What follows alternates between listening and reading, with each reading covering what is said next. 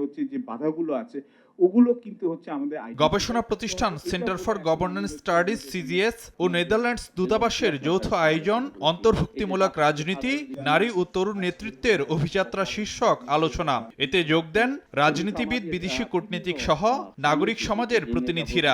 আমি ধন্যবাদ জানাই। আলোচনায় রাজনীতিতে নারীর অর্থবহ অংশগ্রহণের পাশাপাশি তারুণ্য ও অভিজ্ঞতার সমন্বয়ে জোর দেন বক্তারা।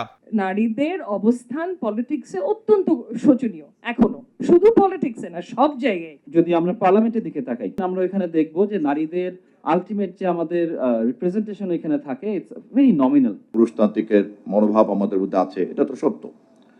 আমাদের মধ্যে সংখ্যাগরিষ্ঠ ধর্মাবলম্বী যারা আমরা আছি, তারা সংখ্যা লঘু ধর্মাবলম্বীদেরকে একটা তুচ্ছতাচ্ছিল্য ভাবে দেখা, এটা তো আছে।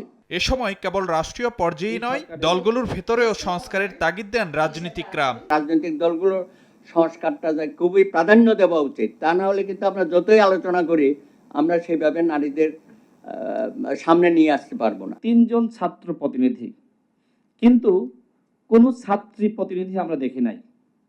অর্থাৎ এই সরকারের গঠন থেকে শুরু করে এখনো পর্যন্ত সরকার আসলে বৈষম্য উৎপাদন করছে।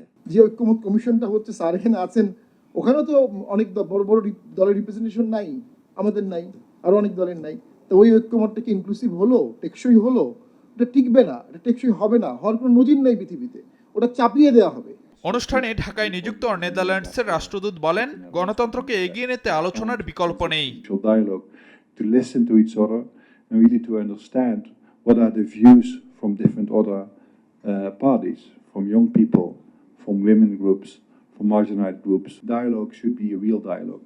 রাজনীতিতে নারীর প্রতিনিধিত্ব বাড়ানোর আলোচনা কমিশনে ফয়সালা না হওয়ায় দলগুলোর কাছে যাওয়ার পরামর্শ দেন কমিশন সদস্য Badiul Alam Majumdar. The ball is in the political parties court.